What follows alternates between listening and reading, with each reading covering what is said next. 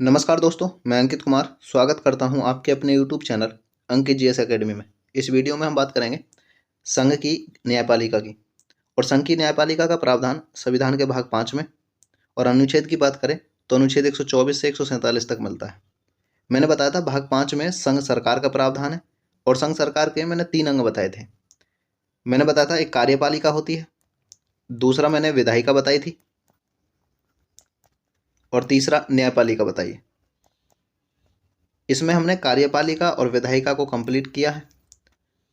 इस वीडियो में हम न्यायपालिका को कंप्लीट करेंगे। और न्यायपालिका में हम सबसे पहले पढ़ेंगे सुप्रीम कोर्ट या उच्चतम न्यायालय, जिसे सर्वोच्च न्यायालय भी कहते हैं। सबसे पहले बात करें, भारतीय शासन प्रणाली का जो तीसरा आधार स्तंभ माना जाता है वो न्यायपालिका को माना जाता है। और भारत में एकीकृत और स्वतंत्र न्यायपालिका का प्रावधान है। इसका मतलब होता है, एकीकृत का मतलब है कि संपूर्ण देश के लिए एक सर्वोच्च न्यायालय होगा जो अंतिम अपीलीय न्यायालय होता है। और स्वतंत्र न्यायपालिका का प्रावधान कहाँ से लिया गया? तो अमेरिका से लिया गया है। नेक्स्ट बात करें हम इसमें कि जो भारत की न्यायपालिका है, इसका जो संगठन है वो शंकु के समान है। इसकी जो संरचना है वो देखने में कैसी है? शंकु के समान है, जिसके सर्वोच्च पे कौन होता है? सुप्रीम कोर्ट या सर्वोच्च न्यायालय होता है, जो दिल्ली में स्थित है। इसके बाद हाई कोर्ट या उच्च न्यायालय होता है, जिनकी संख्या भारत में कितनी है वर्तमान में? तो 25 है। इसके बाद जिला व सत्र न्यायालय होते हैं, जो प्रत्येक जिले में होता है। इसके बाद मुंसिफ न्यायालय होते हैं, जो जिले में अनेक होते हैं, सामान्यतः तहसील पर होते हैं। इसके बाद न्याय पंचायत होती है, जो गांव में होती है। एक और क्वेश्चन यहाँ से बनता है कि पंचायत राज्य अधिनियम आया था 1947 में, और इस अधिनियम के तहत यूपी में न्याय पंचायत का गठन किया गया। न्याय पंचायत का गठन करने वाला यूपी भारत का पहला राज्य है। इसके बाद बात करें हम, भारत में न्यायपालिका के 3 स्तर होते हैं। एक उच्चतम न्यायालय होता है, जिसे सुप्रीम कोर्ट कहते हैं। दूसरा उच्च न्यायालय होता है, जिसे हाई कोर्ट कहते हैं। तीसरा जिला और सत्र न्यायालय होता है, जिसे डिस्ट्रिक्ट कोर्ट भी कहते हैं। नेक्स्ट बात करें हम आगे कि इस न्यायपालिका का या सुप्रीम कोर्ट की पृष्ठभूमि क्या रही है।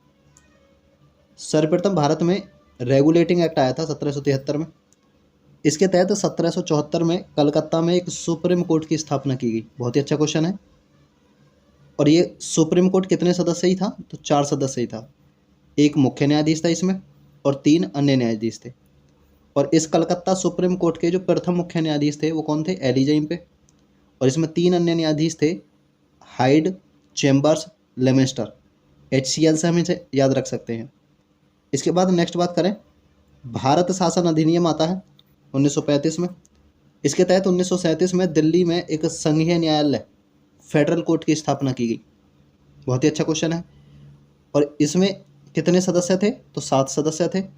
और इस संघीय न्यायालय के जो प्रथम मुख्य न्यायाधीश बनाए गए थे वो कौन है? मॉरिस गवेयर। और इन अन्य न्यायाधीशों में 2 भारतीयों को शामिल किया गया था। एक MR जैकब है और दूसरे MS सुल्तान है। यहाँ से क्वेश्चन बन सकता है कि संघीय न्यायालय में शामिल होने वाले प्रथम भारतीय कौन है? तो MR जैकब और MS सुल्तान है। 28 जनवरी 1950 को भारत में सुप्रीम कोर्ट का क्या किया गया? उद्घाटन किया गया। और ये उद्घाटन कहाँ हुआ था? दिल्ली में। ये भारत का सुप्रीम कोर्ट भी कहाँ है? तो दिल्ली में है। और इस सुप्रीम कोर्ट में प्रारंभ में कितने सदस्य थे? तो 8 सदस्य थे, जिनमें एक मुख्य न्यायाधीश और 7 अन्य न्यायाधीश शामिल थे। और भारत के प्रथम जो मुख्य न्यायाधीश है वो कौन है? हीरालाल जेकानिया। या मैं कह सकता हूँ कि सुप्रीम कोर्ट के प्रथम मुख्य न्यायाधीश कौन थे? तो हीरालाल जेकानिया थे। इसके बाद नेक्स्ट बात करें, मैंने बताया था हमें मुख्य रूप से इसमें सुप्रीम कोर्ट या सर्वोच्च न्यायालय या उच्चतम न्यायालय पढ़ना है, जिसका प्रावधान मैंने अनुच्छेद 124 से 147 तक बताया है। इसमें बात करें हम कि भारत की जो न्यायिक व्यवस्था है उसमें सुप्रीम कोर्ट किस पे है? शिखर पे है। मैंने बताया था कि भारत की जो न्यायपालिका है उसकी जो संगठन है या उसकी जो संरचना है वो शंकु के समान है। और उसमें सर्वोच्च पे कौन है? तो सर्वोच्च पे सुप्रीम कोर्ट है। दूसरी बात करें कि सुप्रीम कोर्ट अन्य किसी स्थान पर भी सुनवाई कर सकता है। यदि CJI, chief justice of India, या भारत का मुख्य न्यायाधीश या सुप्रीम कोर्ट का मुख्य न्यायाधीश राष्ट्रपति के अनुमोदन से ऐसा स्थान नियत करता है। इसका मतलब यह है, मैंने बताया सुप्रीम कोर्ट दिल्ली में है, लेकिन सुप्रीम कोर्ट दिल्ली से अलग भी सुनवाई करने का अधिकार रखता है। लेकिन उस स्थान को तय कौन करेगा? तो CJI तय करेगा, लेकिन उसके लिए अनुमोदन कराना पड़ेगा किससे? राष्ट्रपति से। और अभी तक 2 स्थान ऐसे हैं जहां सुप्रीम कोर्ट ने सुनवाई की है, एक हैदराबाद है और श्रीनगर है। इसके बाद नेक्स्ट बात करूँ मैं, बहुत ही अच्छा क्वेश्चन यहाँ से बनता है कि भारत का सबसे बड़ा अपीलीय न्यायालय कौन है, तो सुप्रीम कोर्ट है। और भारत का अंतिम अपीलीय न्यायालय भी कौन है, सुप्रीम कोर्ट है। इसका मतलब है इससे बड़ा भी कोई अपीलीय न्यायालय नहीं है, और अपील के मामले में भी सबसे अंतिम न्यायालय कौन सा है, सुप्रीम कोर्ट ही है। इसके बाद नेक्स्ट बात करें कि सुप्रीम कोर्ट का क्षेत्राधिकार कौन निर्धारित करता है, तो संसद निर्धारित करती है। सुप्रीम कोर्ट के न्यायाधीशों के जो वेतन भत्ते हैं उन्हें भी कौन निर्धारित करती है, तो संसद निर्धारित करती है। और सुप्रीम कोर्ट के न्यायाधीशों की संख्या भी निर्धारित कौन करती है, तो संसद करती है। नेक्स्ट बात करेंगे कि संसद ने सर्वोच्च न्यायालय अधिनियम 1956 पारित किया, और न्यायाधीशों की संख्या जो 8 थी उसे बढ़ाकर कितना कर दिया गया, 11 कर दिया गया। मैंने बताया था प्रारंभ में सुप्रीम कोर्ट में 8 न्यायाधीश थे, और उस संख्या को बढ़ाकर कितना कर दिया गया, 1956 में 11 कर दिया गया। क्वेश्चन अगर बने तो सर्वोच्च न्यायालय अधिनियम कब पारित किया गया, तो 1956 में पारित किया गया, और समय समय के अनुसार इसमें न्यायाधीशों की संख्या क्या कर दी गई है, बढ़ा दी गई है। और वर्तमान में जो सुप्रीम कोर्ट में न्यायाधीशों की संख्या वो कितनी है, 34 है। इसमें 1 मुख्य न्यायाधीश है और 33 अन्य न्यायाधीश हैं। नेक्स्ट बात करेंगे हम इसमें कुछ नोट में सुप्रीम कोर्ट से संबंधित वन लाइनर फैक्ट हैं। जैसे कि ये क्वेश्चन बनता है कि सुप्रीम कोर्ट या भारत के प्रथम मुख्य न्यायाधीश कौन है, तो हीरालाल जेकानिया है, मैंने अभी बताया था। सुप्रीम कोर्ट की प्रथम महिला न्यायाधीश कौन है, तो फातिमा बीबी है। इसका मतलब ये न्यायाधीश हैं केवल, अभी तक कोई भी महिला सुप्रीम कोर्ट की मुख्य न्यायाधीश नहीं बनी है।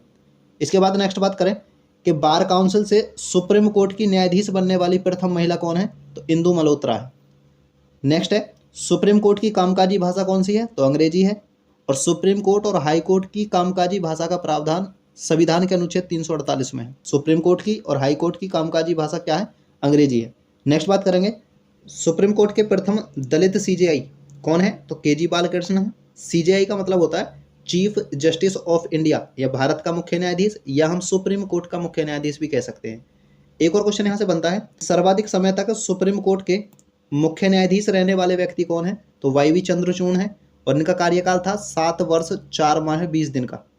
इसके बाद नेक्स्ट क्वेश्चन है, सबसे कम समय तक सुप्रीम कोर्ट के न्यायाधीश बनने वाले व्यक्ति कौन है, तो कमलनाथ त्रिपाठी हैं, जो केवल 18 दिन सुप्रीम कोर्ट के मुख्य न्यायाधीश रहे थे। नेक्स्ट बात करें सुप्रीम कोर्ट की सबसे बड़ी जो पीठ गठित हुई है वो किस मामले में हुई है, केशवानंद भारती बनाम केरल राज्य का मामला था जो 1973 में आया था, और इसमें सुप्रीम कोर्ट की सबसे बड़ी पीठ गठित हुई थी, जिसमें कितने न्यायाधीश थे, तो 13 न्यायाधीश थे। और सुप्रीम कोर्ट की जो दूसरी सबसे बड़ी पीठ है वो गोलकनाथ मामले में 1967 में गठित हुई थी, जिसमें कितने न्यायाधीश थे, तो 11 न्यायाधीश थे। नेक्स्ट बात करूं, एक और क्वेश्चन बनता है कि संविधान का संरक्षक या अभिभावक किसे कहते हैं, तो सुप्रीम कोर्ट को कहते हैं। और संविधान की अंतिम व्याख्या करने का अधिकार भी किसके पास होता है, तो सुप्रीम कोर्ट के पास होता है। नेक्स्ट बात करें कि भारत में जनहित याचिका, जिसे लोकहितवाद भी कहते हैं, को प्रारंभ करने का श्रेय किसे जाता है, तो पीएन भगवती को जाता है। इसका मतलब यह है कि उस समय पर सुप्रीम कोर्ट के मुख्य न्यायाधीश थे पीएन भगवती, और इन्होंने जनहित याचिका या लोकहितवाद को प्रारंभ किया था।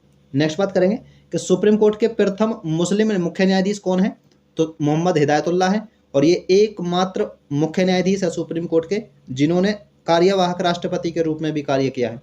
नेक्स्ट बात करें कि महाभियोग का सामना करने वाले जो प्रथम सीजेआई हैं वो कौन है, तो वी रामास्वामी है। नेक्स्ट बात करेंगे कि भारत या सुप्रीम कोर्ट के वर्तमान सीजेआई कौन है, तो डीवाई चंद्रचूड़ है, और ये 50वें मुख्य न्यायाधीश है। 49वें मुख्य न्यायाधीश कौन, यूयू ललित हैं, और 48वें सीजेआई कौन है, तो एनवी रमन्ना है। इसके बाद नेक्स्ट बात करें, मैंने बताया था भारत में स्वतंत्र न्यायपालिका है। अब इस स्वतंत्र न्यायपालिका के लाभ क्या है, नागरिकों की स्वतंत्रता एवं अधिकारों की रक्षा होती है, निष्पक्ष न्याय की प्राप्ति होती है, लोकतंत्र की सुरक्षा होती है, संविधान की रक्षा होती है, और विधायिका व कार्यपालिका पर नियंत्रण रखा जाता है। ये स्वतंत्र न्यायपालिका के क्या है, लाभ होते हैं। इस वीडियो में इतना ही है। सुप्रीम कोर्ट से संबंधित जो अनुच्छेद हैं वो नेक्स्ट वीडियो में हम कवर करेंगे, और इसकी PDF टेलीग्राम चैनल पर आपको मिल जाएगी।